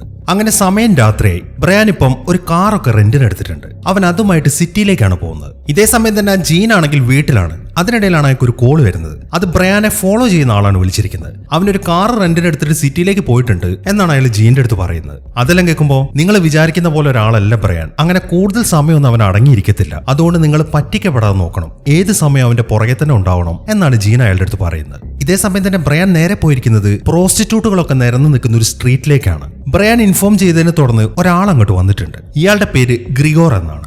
ഇയാൾ ഒരു ട്രാൻസ്ലേറ്റർ ആണ്. അവനെ കാണുമ്പോൾ ബ്രയാൻ വണ്ടി നിർത്തിയിട്ട് അവനെ വണ്ടിക്കകത്തേക്ക് കയറ്റാണ്. ബ്രയാൻ അവനെ ഹയർ ചെയ്തിരിക്കുന്നത് അൽബേനിയൻ ഭാഷ ഇംഗ്ലീഷിലേക്ക് ട്രാൻസ്ലേറ്റ് ചെയ്ത് കൊടുക്കാനാണ്. അങ്ങനെ ആ ഗ്രിഗോറിനെ പരിചയപ്പെട്ടതിന് ശേഷം നീ കാറിൽ തന്നെ ഇരിക്കി, ഞാൻ ഇപ്പൊ വരാമെന്നും പറഞ്ഞിട്ട് ബ്രയാൻ വണ്ടിയിൽ നിന്ന് പുറത്തേക്ക് ഇറങ്ങാണ്. അങ്ങനെ ബ്രയാൻ നേരെ പോകുന്നത് അവിടെ നിൽക്കുന്ന ഒരു പ്രോസ്റ്റിറ്റ്യൂട്ടിന്റെ അടുത്തേക്കാണ്. അവളുടെ അടുത്തെത്തിയതിനു ശേഷം ആദ്യമൊക്കെ ബ്രയാൻ മാന്യമായിട്ടുള്ള രീതിയിലാണ് സംസാരിക്കുന്നത്. എന്നാൽ പിന്നെ അവളെ ദേഷ്യം പിടിപ്പിക്കാൻ വേണ്ടി അവനിങ്ങനെ ഓരോന്ന് പറയാൻ തുടങ്ങി. ഇപ്പൊ അവര് തമ്മിൽ അവിടെ ഒരു പ്രശ്നം ഉണ്ടായിക്കൊണ്ടിരിക്കുകയാണ്. ഇതെല്ലാം ദൂരെ നിന്നും ഒരു കാറിൽ ഇരുന്നിട്ട് ഒരുത്തം വാച്ച് ചെയ്യുന്നുണ്ട്. ഈ പ്രോസ്റ്റിറ്റ്യൂട്ടുകളുടെ ഒരു ഏജന്റ് ആണ് ഇവൻ. അവർ തമ്മിൽ പ്രശ്നം ഉണ്ടാവുന്ന കാണുമ്പോൾ അയാൾ വേഗം തന്നെ വണ്ടിയിൽ നിന്ന് ഇറങ്ങിയിട്ട് ബ്രയാന്റെ അടുത്തേക്ക് ചെല്ലാണ്. ഇവന്റെ പേര് ആന്റണി എന്നാണ്. അവൻ അങ്ങോട്ട് വരുന്നത് കാണുമ്പോൾ അവക്കും ശരിക്കും പേടിയാവാൻ തുടങ്ങി. ഞാൻ ഒന്നും ചെയ്തിട്ടില്ല, ഇയാൾ എന്റെ അടുത്ത് വന്നൊരു പ്രശ്നം ഉണ്ടാക്കുകയായിരുന്നു എന്നൊക്കെയാണ് അവള് പറയുന്നത്. അതേക്കുന്ന ആന്റണി ആണെങ്കിൽ അവളുടെ തലയ്ക്ക് ഒരു കൊട്ടു കൊടുത്തതിന് ശേഷം അവൾ അവിടെ നിന്ന് പറഞ്ഞു വിട്ടാണ്. അതിനുശേഷം അവൻ ബ്രയാന്റെ അടുത്ത് കാര്യങ്ങൾ തിരക്കാൻ തുടങ്ങി. അവനിങ്ങനെ ഓരോരോ ക്വസ്റ്റ്യൻ ചോദിക്കുന്ന കാണുമ്പോൾ നീ എന്തിനാണ് ഇതിൽ ഇടപെടുന്നത്, ഞാൻ അവളോടല്ല സംസാരിച്ചത് എന്നൊക്കെയാണ് ബ്രയാൻ പറയുന്നത്. എങ്ങനെയെങ്കിലും അവനെ റേസ് ആക്കണം, അതിനുള്ള ശ്രമമാണ് ബ്രയാൻ നടത്തിക്കൊണ്ടിരിക്കുന്നത്. അങ്ങനെ ബ്രയാൻ മനസ്സിൽ ഉദ്ദേശിച്ച പോലെ തന്നെ ആന്റണി ഇപ്പോൾ അയാളോട് ചൂടായിക്കൊണ്ടിരിക്കുകയാണ്. മാത്രമല്ല അയാൾ അവന്റെ കുത്തിനെ കയറി പിടിക്കുകയും ചെയ്യുന്നുണ്ട്. അതിനിടയിലാണ് ബ്രയാൻ നൈസായിട്ട് അവന്റെ ഷർട്ടിന്റെ കോളറിൽ ഒരു മൈക്രോഫോൺ സെറ്റ് ചെയ്യുന്നത്. എന്നാൽ അത് ആന്റണി ശ്രദ്ധിച്ചിട്ടില്ല. ആന്റണി പറയുന്നത് നീ ഇപ്പൊ പ്രശ്നം ഉണ്ടാക്കിയിരിക്കുന്ന എന്റെ ആളോടാണ്, ഇനിയിപ്പോ നീ 2 പെണ്ണുങ്ങളുടെ പൈസ എനിക്ക് തരണം, അത് തന്നിട്ടില്ല എന്നുണ്ടെങ്കിൽ നിന്നെ ഞാൻ ഇപ്പൊ കൊല്ലും എന്നൊക്കെയാണ് ആന്റണി പറയുന്നത്. അതേക്കുന്ന ബ്രയാൻ ആണെങ്കിൽ ആ പൈസ എടുത്ത് കൊടുക്കുകയും ചെയ്യുന്നു. അങ്ങനെ ആ പൈസയും മേടിച്ചിട്ട് അയാൾ അവിടെ നിന്ന് പോവാണ്. അങ്ങനെ ബ്രയാൻ നേരെ പോകുന്നത് അവന്റെ കാറിലേക്കാണ്. കാറിലെത്തിയ ഉടനെ തന്നെ ബ്രയാൻ അവന്റെ കയ്യിലുണ്ടായിരുന്ന ഒരു വയർലെസ് ഓണാക്കാണ്. ഇനിയിപ്പോ ആന്റണി ആരോട് എന്ത് സംസാരിച്ചാലും ആ വയർലെസ് വഴി അവന് കേൾക്കാൻ സാധിക്കും. ആ കാര്യങ്ങൾ ട്രാൻസ്ലേറ്റ് ചെയ്യാനാണ് ബ്രയാൻ ഇപ്പൊ ഗ്രിഗോറിനോട് പറയുന്നത്. ഈ സമയം ബ്രയാൻ വിചാരിച്ച പോലെ തന്നെ ആ ആന്റണി ആണെങ്കിൽ അവന്റെ ബോസിനെയാണ് വിളിക്കുന്നത്. അവർ തമ്മിൽ സംസാരിക്കുന്ന കാര്യങ്ങളൊക്കെ ഗ്രിഗോർ വേഗം തന്നെ ഇംഗ്ലീഷിലേക്ക് ട്രാൻസ്ലേറ്റ് ചെയ്യാൻ തുടങ്ങി. അവര് നിങ്ങളെ കുറിച്ചാണ് പറയുന്നത്, പക്ഷെ നല്ല കാര്യങ്ങളല്ല. നല്ലതാണെങ്കിലും ചീത്തതാണെങ്കിലും എന്താണ് അവർ പറയുന്നതെന്ന് കൃത്യമായിട്ട് തന്നെ എന്നോട് പറ. നിങ്ങളൊരു ആസോളാണെന്നാണ് ആദ്യം അവർ പറഞ്ഞത്. പിന്നെ എന്തൊക്കെയോ കോഡ് ഭാഷയിലാണ് അവർ സംസാരിക്കുന്നത്. കോഡ് ഭാഷയിലായതുകൊണ്ട് തന്നെ അവരെന്താണ് ഉദ്ദേശിക്കുന്നതെന്ന് പറയാൻ ഗ്രിഗോറിന് സാധിക്കുന്നില്ല. പക്ഷെ ഒരു കൺസ്ട്രക്ഷൻ സൈറ്റിൽ എന്തോ ഒരു ജോലി തീർക്കാനുണ്ട് എന്ന കാര്യം അവർ പറയുന്നുണ്ട്. അവിടെ എന്തോ പുതിയതായിട്ട് ഒരു ചരക്ക് വന്നു, അതിനെന്തോ പ്രശ്നമുണ്ടെന്നൊക്കെ. പക്ഷെ അതുകൊണ്ടൊക്കെ എന്താണ് ഉദ്ദേശിക്കുന്നത് എന്ന കാര്യം ഗ്രിഗോറിന് മനസ്സിലാവുന്നില്ല. എന്നാൽ ബ്രയാൻ ഇപ്പം മനസ്സിലാവേണ്ട കാര്യങ്ങളൊക്കെ മനസ്സിലായി. അവൻ ഉടനെ തന്നെ ഗ്രിഗോറിനോട് വണ്ടിയിൽ നിന്ന് പുറത്തേക്ക് ഇറങ്ങാൻ പറയാണ്. ഗ്രിഗോർ അങ്ങോട്ട് വരുമ്പം ഒരു ഇംഗ്ലീഷ് അൽബേനിയൻ ഡിക്ഷണറി അവൻ കൊണ്ടുവരാൻ പറഞ്ഞിട്ടുണ്ടായിരുന്നു. ഗ്രിഗോർ പുറത്തേക്ക് ഇറങ്ങിയ ഉടനെ തന്നെ ആ ഡിക്ഷണറി ബ്രയാന് കൊടുക്കുകയാണ്. അങ്ങനെ ബ്രയാൻ നേരെ പോകുന്നത് ആ കൺസ്ട്രക്ഷൻ സൈറ്റിലേക്കാണ്. അവിടെ ഒരു കണ്ടെയ്നർ പോലൊരു സെറ്റപ്പ് ഉണ്ട്. ഇത് കൺസ്ട്രക്ഷൻ സൈറ്റ് ആണെങ്കിലും ആ കണ്ടെയ്നേഴ്സിന്റെ അകത്ത് വ്യഭിചാരമാണ് നടക്കുന്നത്. അതിനുവേണ്ടി കുറെ അവന്മാർ അതിനു മുമ്പിൽ ക്യൂ നിൽക്കുന്നുണ്ട്. ബ്രയാന് നേരെ ചെന്നിട്ട് ആ ക്യൂവിൽ നിൽക്കുകയാണ്. അങ്ങനെ അവന്റെ ടിക്കറ്റ് ആവുമ്പോൾ ബ്രയാൻ ആ കണ്ടെയ്നറിന്റെ അകത്തേക്ക് കയറി. അതിനകത്ത് കർട്ടൻ ഇട്ടിട്ട് ഓരോരോ റൂമുകളായിട്ട് തിരിച്ചിരിക്കുകയാണ്. എല്ലാ റൂമിനകത്തും ഓരോരോ പെൺകുട്ടികളുണ്ട്. ബ്രയാൻ വേഗം തന്നെ അങ്ങോട്ട് ചെന്നിട്ട് ആ ഓരോരോ റൂമും ചെക്ക് ചെയ്യാൻ തുടങ്ങി. അതിനകത്തുള്ള പെമ്പിള്ളേരെല്ലാം ഡ്രഗ്സ് അടിച്ചിട്ട് ഒരു ബോധമില്ലാതെയാണ് കിടക്കുന്നത്. അങ്ങനെ ആ റൂമൊക്കെ തെരഞ്ഞുകൊണ്ടിരിക്കുമ്പോഴാണ് ഒരു റൂമിനകത്ത് കിമ്മിന്റെ ഒരു ജാക്കറ്റ് കിടക്കുന്നവൻ കാണുന്നത്. ആ റൂമിനകത്ത് ഒരു പെണ്ണ് അവളുടെ ഒരു കസ്റ്റമർ ഇരിക്കുന്നുണ്ട്. അവൻ ഉടനെ തന്നെ ആ കസ്റ്റമർ ഇടിച്ചിട്ട് പുറത്തേക്ക് ഇടുകയാണ്. എന്നാൽ അവൻ വിചാരിച്ച പോലെ ആ പെണ്ണ് കിം ആയിരുന്നില്ല, അത് വേറെ ഏതൊരു പെണ്ണാണ്. അവളും ഡ്രഗ്സ് അടിച്ച് ഒരു ബോധവും ഇല്ലാതാണ് അവിടെ ഇരിക്കുന്നത്. ഈ സമയം അവൻ അവളോട് ചോദിക്കുന്നത് ഈ ജാക്കറ്റ് അവിടെ നിന്ന് കിട്ടിയെന്നാണ്. എന്നാൽ ആ ഒരു കാര്യത്തിന് മറുപടി പറയാനുള്ള ഒരു ബോധമൊന്നും അവൾക്ക് ഉണ്ടായിരുന്നില്ല. അവൾ എന്തൊക്കെയോ പിച്ചും പേയാണ് പറയുന്നത്. ഈ സമയത്താണ് ഒരുത്തൻ അങ്ങോട്ട് വന്നിട്ട് ബ്രയാനെ പിടിക്കുന്നത്. അത് കണ്ട ഉടനെ തന്നെ ബ്രയാൻ അവനുമായിട്ട് ഫൈറ്റ് ചെയ്യാൻ തുടങ്ങി.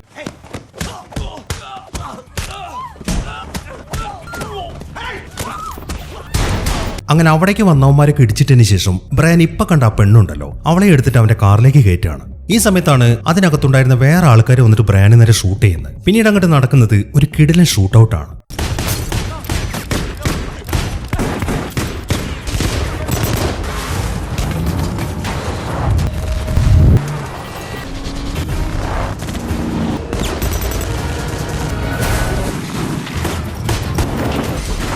അങ്ങനെ ആ കൺസ്ട്രക്ഷൻ സൈറ്റ് മൊത്തത്തിൽ തകർത്താണ് ബ്രയാൻ അവളെയും കൊണ്ട് അവിടെ നിന്ന് രക്ഷപ്പെടുന്നത്. ഇതേ സമയം തന്നെ ആ ഏജന്റ് ആണെങ്കിൽ അവിടെ ഇപ്പൊ നടന്ന മുഴുവൻ കാര്യങ്ങളും ആ ജീനെ വിളിച്ച് അറിയിച്ചിട്ടുണ്ട്. അയാൾ പറയുന്നത് എന്താണെന്ന് വെച്ച് കഴിഞ്ഞാൽ അവൻ അധിക സമയം അടങ്ങിയിരിക്കത്തില്ല എന്ന് ഞാൻ അപ്പോഴേ പറഞ്ഞതല്ലേ, അവൻ ഇത് തുടങ്ങിയ സ്ഥിതിക്ക് എല്ലാം അവസാനിക്കാൻ അധിക സമയം വേണ്ടി വരത്തില്ല എന്ന് പറഞ്ഞിട്ട് ജീൻ ഫോൺ കട്ട് ചെയ്യാണ്. അങ്ങനെ ബ്രയാൻ അവളെയും കൊണ്ട് നേരെ പോകുന്നത് ഒരു ഹോട്ടൽ റൂമിലേക്കാണ്. അവിടെ എത്തിച്ചതിന് ശേഷം അവളുടെ കെട്ടിറങ്ങാൻ വേണ്ടി അവൻ ചില മരുന്നുകളൊക്കെ അവളുടെ ശരീരത്തിലേക്ക് കുത്തിവെക്കാൻ തുടങ്ങി. ആ കാര്യങ്ങളൊക്കെ ചെയ്തതിനു ശേഷം അവൾക്ക് ബോധം വരുന്നതും വെയിറ്റ് ചെയ്തുകൊണ്ടിരിക്കുകയാണ് അവൻ. അതിനിടയിലാണ് ആ ജീൻ അവനെ വിളിക്കുന്നത്. നമുക്ക് അർജന്റായിട്ടൊന്ന് സംസാരിക്കണം എന്നാണ് ജീൻ പറയുന്നത്. നീ സംസാരിച്ചോ, ഞാൻ കേൾക്കുന്നുണ്ടല്ലോ. കേട്ടാ മാത്രം പോരാ, നിനക്ക് ആദ്യം എന്നെ ഒന്ന് കാണാൻ പറ്റുമോ? ഒരു പാർക്കിൽ ഇരുന്നുകൊണ്ടാണ് ജീൻ അതൊക്കെ അവനോട് ചോദിക്കുന്നത്. എന്നാൽ ബ്രയാനും ആ പാർക്കിലേക്ക് എത്തിയിട്ടുണ്ട്. എന്നാൽ അയാൾ കാണാത്ത രീതിയിലാണ് അവൻ നിൽക്കുന്നത്. എനിക്ക് നിന്നെ കാണാനും പറ്റുന്നുണ്ട്, നന്നായി കേൾക്കുകയും ചെയ്യാം, അതുകൊണ്ട് നീ കാര്യം പറ ജീൻ എന്നാണ് ബ്രയാൻ പറയുന്നത്. എന്നാൽ ഇതേ സമയം തന്നെ ജീൻ ഏർപ്പാടാക്കിയ ചില ആൾക്കാരൊക്കെ ബ്രയാനെ ട്രാക്ക് ചെയ്തുകൊണ്ടിരിക്കുകയാണ്. പക്ഷെ കുറെ സമയം അവർ തമ്മിൽ ഫോൺ കണക്ട് ആയിരുന്നേ പറ്റൂ. അതുകൊണ്ട് തന്നെ ഫോൺ കട്ട് ചെയ്യാതെ നിങ്ങളിങ്ങനെ വീണ്ടും സംസാരിച്ചുകൊണ്ടിരിക്കാനാണ് ആ ട്രാക്ക് ചെയ്യുന്ന ആൾക്കാരൊക്കെ ജീന്റെ അടുത്ത് പറയുന്നത്. അതിനെ തുടർന്ന് ജീൻ ഇങ്ങനെ ഓരോരോ കാര്യങ്ങൾ ബ്രയാന്റെ അടുത്ത് പറയാണ്. നീ എന്തൊക്കെയാണ് ബ്രയാൻ ഈ കാണിക്കുന്നത്? നീ എന്തിനാണ് മൊത്തം പ്രശ്നത്തിലാക്കുന്നത്? നോക്ക് ജീൻ, എനിക്ക് ഇനി 56 മണിക്കൂറേ സമയമുള്ളൂ. അതിനുള്ളിൽ എനിക്ക് എന്റെ മോളെ കണ്ടുപിടിക്കാൻ പറ്റിയിട്ടില്ല എന്നുണ്ടെങ്കിൽ പിന്നെ ഒരിക്കലും എനിക്കതിന് സാധിക്കത്തില്ല. ഇല്ല ബ്രയാൻ, നിനക്കതിന് പറ്റത്തില്ല. നിന്നെ അറസ്റ്റ് ചെയ്യണമെന്നാണ് എന്റെ ചീഫ് പറഞ്ഞിരിക്കുന്നത്. പക്ഷെ ഞാൻ അതൊക്കെ മാറ്റി നിന്നെ ഇവിടെ നിന്ന് നാട്ടിലേക്ക് പറഞ്ഞു വിട്ടാൽ മതി എന്ന രീതിയിലാക്കിയിട്ടുണ്ട്. അതുകൊണ്ട് നീ എന്റെ മുന്നിലേക്ക് വാ എന്നൊക്കെയാണ് ജീൻ പറയുന്നത്. മാത്രമല്ല അവനൊരു ഫ്ലൈറ്റ് ടിക്കറ്റും കൂടെ പൊക്കി കാണിക്കുന്നുണ്ട്. അപ്പൊ എന്റെ മകളുടെ കാര്യമോ? നോക്കൂ ബ്രയാൻ, ഞാൻ നേരത്തെ നിന്നോട് പറഞ്ഞു ഞാനിപ്പോൾ ഉള്ളത് ഒരു ഔദ്യോഗിക പദവിയിലാണ്. മുകളിലിരിക്കുന്നവരുടെ ഉത്തരവ് നടപ്പിലാക്കാൻ എനിക്ക് സാധിക്കത്തുള്ളൂ. നീ നേരത്തെ ഉണ്ടാക്കിയ അറ്റാക്കിൽ 7 പേരാണ് മരിച്ചിരിക്കുന്നത്. 3 ആൾക്കാർ ആശുപത്രിയിലാവുകയും ചെയ്തു. മാത്രമല്ല ഒരു ബിൽഡിംഗ് മൊത്തം നീ നശിപ്പിക്കുകയും ചെയ്തു. ഇതൊക്കെ കൊണ്ട് തന്നെ നിന്നെ പിടിച്ച് ജയിലിൽ അടയ്ക്കാനാണ് ചീഫ് പറഞ്ഞത്. ഞാനിപ്പോൾ അയാളുടെ കാല് പിടിച്ചിട്ടാണ് ഇത്രയും കാര്യങ്ങളിലേക്ക് എത്തിച്ചത്. ഇതിൽ കൂടുതലൊന്നും എന്നെ കൊണ്ട് ചെയ്യാൻ പറ്റത്തില്ല എന്നാണ് ജീൻ പറയുന്നത്. അവർ ആ കാര്യങ്ങളൊക്കെ സംസാരിച്ചുകൊണ്ടിരിക്കുമ്പോഴാണ് ബ്രയാനെയും ട്രാക്ക് ചെയ്തിട്ട് കുറച്ച് പോലീസുകാർ ആ ബിൽഡിങ്ങിലേക്ക് പോകുന്നത്. എന്നാൽ അവർ ആ ലൊക്കേഷനിലേക്ക് എത്തി നോക്കുമ്പോൾ അവിടെ ഉണ്ടായിരുന്നത് ഒരു ഫോണും വയർലെസ്സുമാണ്. ഈ കാര്യങ്ങളൊക്കെ മുൻകൂട്ടി അറിയാവുന്നതുകൊണ്ട് ബ്രയാൻ നേരത്തെ അത് അവിടെ സെറ്റ് ചെയ്ത് വെച്ചാണ്. അങ്ങനെ അവന്മാർക്കൊക്കെ നല്ലൊരു പണി കൊടുത്തിട്ട് ബ്രയാൻ വീണ്ടും ആ ഹോട്ടൽ റൂമിലേക്ക് തന്നെ എത്തി. അവനിപ്പോൾ ആ ഡിക്ഷണറി ഉപയോഗിച്ചിട്ട് ഒരു പേപ്പറിൽ എന്തോ എഴുതിക്കൊണ്ടിരിക്കുകയാണ്. ഈ സമയത്താണ് ആ പെണ്ണിന് ബോധം വരുന്നത്. അത് കാണുമ്പോൾ ഈ ജാക്കറ്റ് നിനക്ക് എവിടെ നിന്നാണ് കിട്ടിയത്? ഈ ഫോട്ടോയിൽ കാണുന്ന പെൺകുട്ടിയെ നീ കണ്ടായിരുന്നോ? ഇവളാണോ നിനക്ക് ഈ ജാക്കറ്റ് തന്നത് എന്നൊക്കെയാണ് ബ്രയാൻ ചോദിക്കുന്നത്. അതെ, എനിക്ക് വല്ലാണ്ട് തണുത്തപ്പോ അവള് തന്നതാണ്. എവിടെ വെച്ചാണ് ഇവള് തന്നത്? ഒരു വീട്ടിൽ വെച്ചാണ്. ഏത് വീട്ടിൽ? ഒരു ചുവന്ന മാതിലുള്ള വീടായിരുന്നത്. എന്നെ ഒരുത്തൻ ചീറ്റ് ചെയ്ത് അങ്ങോട്ട് കൊണ്ടുപോയതാണ്. ഓക്കെ, ഈ ജാക്കറ്റ് നിനക്ക് തന്ന പെൺകുട്ടി ആ വീട്ടിലുണ്ടായിരുന്നു. അവള് നല്ലൊരു പെൺകുട്ടിയായിരുന്നു. അവള് കരഞ്ഞുകൊണ്ടാണ് അത്രയും പറയുന്നത്. അത് കേൾക്കുമ്പോൾ ബ്രയാനി ശരിക്കും വിഷമം വരാൻ തുടങ്ങി. എനിക്കറിയാം, കാരണം അതെന്റെ മകളാണ്. ഓക്കെ, നീ വിഷമിക്കല്ലേ. എനിക്ക് ആ വീട് കണ്ടുപിടിക്കണം. അത് എവിടെയാണെന്ന് നിനക്കറിയാമോ? ബ്രയാൻ അത് ചോദിക്കുമ്പോൾ പാരഡൈസ് എന്നാണ് അവൾ അതിന് മറുപടി പറയുന്നത്. അത് ആ വീടിന്റെ പേരാണ്. അങ്ങനെ ബ്രയാൻ ഉടനെ തന്നെ ആ ചുവന്ന ഡോറിന്റെ മുമ്പിലെത്തി. അവൻ അതിനകത്തേക്ക് കയറുമ്പോൾ അവിടെ 2 ആൾക്കാർ ഇരിക്കുന്നുണ്ട്. അവൻ പോലീസുകാരനാണ് എന്ന രീതിയിലാണ് അവരുടെ അടുത്തേക്ക് ചെല്ലുന്നത്. അത് പ്രൂവ് ചെയ്യാൻ വേണ്ടി ബ്രയാൻ കാണിച്ചു കൊടുക്കുന്നത് നേരത്തെ ജീൻ കൊടുത്ത ആ കാർഡാണ്.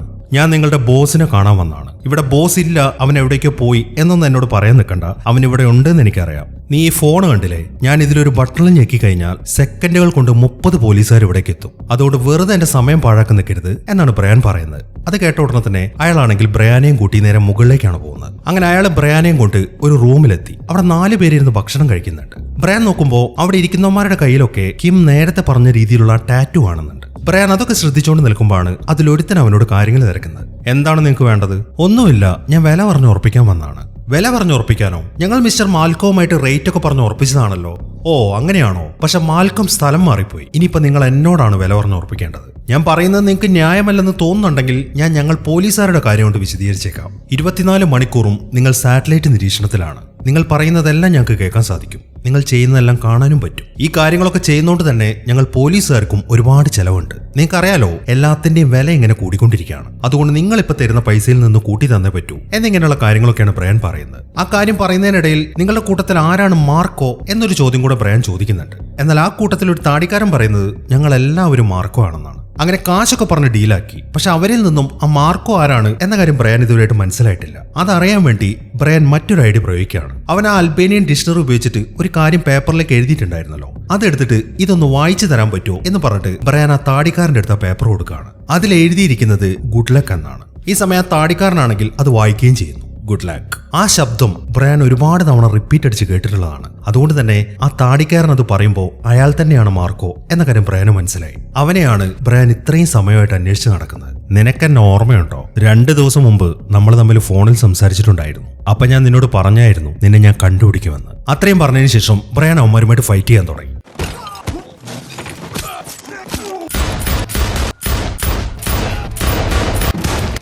അങ്ങനെ അവന്മാരെല്ലാം വെടിവെച്ച് വീഴ്ത്തിയതിനു ശേഷം ബ്രയാൻ ആ വീട് മൊത്തം സെർച്ച് ചെയ്യാൻ തുടങ്ങി. ആ വീടിനകത്തും കുറേയേറെ റൂമുകളുണ്ട്. അതിനകത്തെല്ലാം ഓരോരോ പെൺകുട്ടികളെ കടത്തിയിരിക്കുകയാണ്. അങ്ങനെ ഓരോരോ റൂം പരിശോധിച്ചുകൊണ്ടിരിക്കുമ്പോഴാണ് അതിലൊരു റൂമിനകത്ത് അമാൻഡയെ ബ്രയാൻ കാണുന്നത്. ഡ്രഗ്സ് അടിച്ച് അവളുടെ പണി തീർന്നിട്ടുണ്ട്. ഒരു ഞെട്ടലോടെയാണ് ബ്രയാൻ അവളെ നോക്കുന്നത്. അങ്ങനെ അവളൊന്ന് നോക്കിയതിനു ശേഷം ബ്രയാൻ അവിടെ നിന്ന് പോവുകയും ചെയ്യുന്നു. അങ്ങനെ ബ്രയാൻ ആ മാർക്കോയെ റൂമിനകത്തേക്ക് കൊണ്ടുപോയി അവനെ ടോർച്ചർ ചെയ്യാൻ തുടങ്ങി. അയാളുടെ കാലിൽ 2 കമ്പി കുത്തിയിറക്കി അവനിങ്ങനെ ഷോക്ക് അടിപ്പിച്ചുകൊണ്ടിരിക്കുകയാണ്. എന്റെ മകൾ അവിടെയുണ്ട് എന്നാണ് ബ്രയാൻ ചോദിക്കുന്നത്. ഒരുപാട് ഉപദ്രവിക്കുന്നതുകൊണ്ട് തന്നെ മാർക്കോ ഇപ്പൊ സത്യം പറയാൻ തുടങ്ങി. വെർജിൻ ആയിട്ടുള്ള പെൺകുട്ടികളെ ഞങ്ങൾ കൈവശം വെക്കാറില്ല, അവരെ വിൽക്കാറാണ് പതിവ്. നിങ്ങളുടെ മകളെ ഞങ്ങൾ വിറ്റു. പാട്രിസ് സെൻക്ലെയർ എന്ന പേരുള്ള ഒരാളാണ് അവളെ വാങ്ങിയിരിക്കുന്നത് എന്നൊക്കെയാണ് മാർക്കോ പറയുന്നത്. ആ മാർക്കോ സത്യം പറയുമെങ്കിലും ബ്രയാൻ അവനെ വെറുതെ വിടുന്നില്ല. അവന്റെ ശരീരത്തിലേക്കുള്ള കറണ്ട് ഓൺ ആക്കിയിട്ടാണ് ബ്രയാൻ അവിടെ നിന്ന് പോകുന്നത്. അങ്ങനെ ബ്രയാൻ നേരെ പോകുന്നത് ആ ജീന്റെ വീട്ടിലേക്കാണ്. പക്ഷെ മര്യാദയ്ക്ക് ചോദിച്ചു കഴിഞ്ഞാൽ ജീൻ കാര്യം പറയത്തില്ല എന്ന കാര്യം ബ്രയാൻ അറിയാം. അതുകൊണ്ട് തന്നെ അയാൾ ഉടനെ തന്നെ ജീന്റെ ഭാര്യയുടെ കയ്യിലേക്ക് ഷൂട്ട് ചെയ്യാണ്. നിന്റെ ഭാര്യയ്ക്ക് ഇപ്പൊ പറ്റിയിരിക്കുന്ന ചെറിയൊരു മുറിവാണ്. നീ സത്യം മൊത്തം എന്നോട് പറഞ്ഞിട്ടില്ല എന്നുണ്ടെങ്കിൽ ഇതിലും വലുതായിരിക്കും അവൾ അനുഭവിക്കാൻ പോകുന്നത്. അതുകൊണ്ട് ആ പാട്രിസ് സെൻക്ലെയർ ആരാണെന്ന് നീ എന്നോട് പറയണം എന്നാണ് ബ്രയാൻ പറയുന്നത്. അതെല്ലാം കേൾക്കുമ്പോൾ ആ ജീൻ ആണെങ്കിൽ അവരുടെ ഡാറ്റാബേസിൽ നിന്നും ആ പാട്രിസിനെ കുറിച്ചിട്ടുള്ള മുഴുവൻ ഡീറ്റെയിൽസും ബ്രയാന് കാണിച്ചു കൊടുക്കുകയാണ്. അങ്ങനെ ബ്രയാൻ നേരെ പോകുന്നത് ആ പാട്രിസിന്റെ മാൻഷനിലേക്കാണ്. അവിടെ ഇപ്പം ഈ വെർജിൻ ആയിട്ടുള്ള പെമ്പിള്ളേരുടെ ഒരു ലേലം വിളി നടന്നുകൊണ്ടിരിക്കുകയാണ്. ലേലം വിളിച്ചുകൊണ്ടിരിക്കുന്ന ഒരാളുടെ റൂമിലേക്കാണ് ബ്രയാൻ ഇപ്പോൾ പോകുന്നത്. ഒരു വെയിറ്റർ ആയിട്ടാണ് ബ്രയാൻ അങ്ങോട്ട് ചെന്നിരിക്കുന്നത്. അവിടെ ഇപ്പോഴും ലേലം വിളി നടന്നുകൊണ്ടിരിക്കുകയാണ്. ഇനിയിപ്പോൾ ഒരൊറ്റ പെൺകുട്ടി മാത്രമേ ബാക്കിയുള്ളൂ. ബ്രയാൻ നോക്കുമ്പോൾ അത് അവന്റെ മകളായ കിമ്മാണ്. അങ്ങനെ ബ്രയാൻ അയാൾക്ക് നേരെ തോക്ക് ചൂണ്ടിയിട്ട് അവന്റെ മകളെ ലേലത്തിൽ വാങ്ങിപ്പിക്കുകയാണ്. എന്നിട്ട് അയാളെ കൊണ്ട് പുറത്തേക്ക് ഇറങ്ങാൻ തുടങ്ങുമ്പോഴാണ് ഒരുത്തൻ ബ്രയാൻ അറ്റാക്ക് ചെയ്യുന്നത്. അതോടൊപ്പം തന്നെ ബ്രയാന്റെ ബോധം പോവുകയും ചെയ്യുന്നു. പിന്നീട് ബ്രയാന് ബോധം വരുമ്പോൾ ആ പാട്രിസും ടീമും അവൻ ഒരു സ്ഥലത്ത് കെട്ടിയിട്ടിരിക്കുകയാണ്. ബ്രയാനുമായിട്ടുള്ള സംസാരത്തിൽ അയാൾ കിമ്മിന്റെ അച്ഛനാണ് എന്ന കാര്യം ആ പാട്രിസിന് മനസ്സിലായി. അതുകൊണ്ട് തന്നെ ബ്രയാനെ കൊന്നുകളയാൻ പറഞ്ഞിട്ട് ആ പാട്രിസ് അവിടെ നിന്ന് പോവാണ്. എന്നാൽ ബാക്കിയുള്ളവർ അവനെ അറ്റാക്ക് ചെയ്യാൻ തുടങ്ങുമ്പോൾ ബ്രയാൻ ആണെങ്കിൽ അവനെ കെട്ടിയിട്ടിരിക്കുന്ന കമ്പി ഒട്ടിക്കുന്നു. അതിനുശേഷം അവന്മാരുമായിട്ട് ഫൈറ്റ് ചെയ്യാൻ തുടങ്ങി. അങ്ങനെ അവന്മാരുടെ ഒക്കെ പണി തീർത്തിട്ട് ബ്രയാൻ നേരെ പോകുന്നത് ആ പാട്രിസിന്റെ അടുത്തേക്കാണ്. കിമ്മിനെ കുറിച്ച് അയാളുടെ അടുത്ത് ചോദിക്കുമ്പോൾ ഒരു അറബിയാണ് അവളെ വാങ്ങിയതെന്നും അവരിപ്പോഴുള്ളത് ഒരു ബോട്ടിലാണ് എന്ന കാര്യങ്ങളൊക്കെ ബ്രയാന് മനസ്സിലായി. അങ്ങനെ കാര്യങ്ങളൊക്കെ അയാളിൽ നിന്ന് അറിഞ്ഞതിന് ശേഷം അയാളെ വെടിവെച്ച് കൊന്ന് ബ്രയാൻ വേഗം ആ ബോട്ടിന്റെ അടുത്തേക്ക് പോവാണ്. അങ്ങനെ കുറച്ച് സമയം കഴിയുമ്പോൾ ബ്രയാൻ ആ ബോട്ടിലേക്ക് എത്തി. ഈ സമയം കുറെ സെക്യൂരിറ്റീസ് ഒക്കെ ആ ബോട്ടിൽ നിൽക്കുന്നുണ്ട്. ബ്രയാൻ ഉടനെ തന്നെ ചെന്നിട്ട് അവന്മാരുമായിട്ട് ഫൈറ്റ് ചെയ്യാണ്.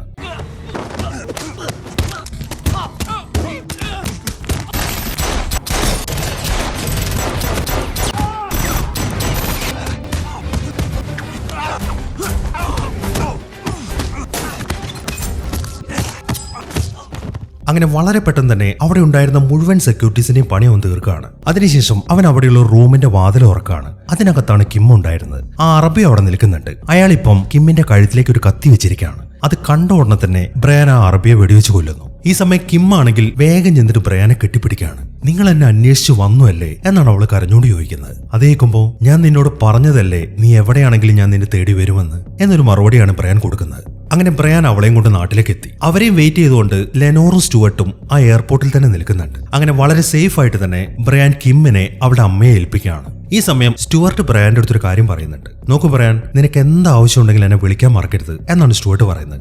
അതേക്കുമ്പോൾ എനിക്കിനി എന്താ ആവശ്യമാണ്, എനിക്ക് വേണ്ടതല്ല എനിക്ക് കിട്ടിയില്ലേ എന്നാണ് അയാൾ അതിന് മറുപടി പറയുന്നത്. അങ്ങനെ കാര്യങ്ങളൊക്കെ നല്ല രീതിയിൽ അവസാനിച്ചു. പിറ്റേ ദിവസം തന്നെ ബ്രയാൻ കിമ്മിനെ കൂട്ടിക്കൊണ്ടു പോകുന്നത് ആ പാട്ടുകാരിയായ ഷീറയുടെ വീട്ടിലേക്കാണ്. പക്ഷെ ഒരു സർപ്രൈസ് ആയിട്ടാണ് ബ്രയാൻ അവളെ അങ്ങോട്ട് കൊണ്ടുപോയിരിക്കുന്നത്. ഷീര വന്നിട്ട് വാതിൽ ഓർക്കുമ്പോൾ കിം ആണെങ്കിൽ ശരിക്കും അത്ഭുതപ്പെട്ട് നിൽക്കുകയാണ്. ഹായ്, നീയാണല്ലോ ആ പാട്ടുകാരി. നിനക്കൊരു ഗായികയാകാൻ ആഗ്രഹമുണ്ടെന്ന് ഞാൻ കേട്ടല്ലോ. നിന്റെ പാട്ടൊക്കെ എങ്ങനെയുണ്ടെന്ന് നോക്കട്ടെ, നീ അകത്തേക്ക് കയറുക എന്ന് പറഞ്ഞിട്ട് ഷീര അവൾ അകത്തേക്ക് വിളിച്ചുകൊണ്ട് പോവാണ്. ഈ ഒരു സീനും കാണിച്ചിട്ടാണ് ഈ സിനിമ അവസാനിക്കുന്നത്. അപ്പോൾ എങ്ങനെയുണ്ടായിരുന്നു? എന്താണെങ്കിലും ഈ വീഡിയോനെ കുറിച്ചിട്ടുള്ള നിങ്ങളുടെ അഭിപ്രായങ്ങൾ എഴുതി അറിയിക്കാൻ മറക്കരുത്. അപ്പോൾ കിടിലനൊരു സിനിമയുമായിട്ട് നമുക്ക് അടുത്ത വീഡിയോയിൽ കാണാം.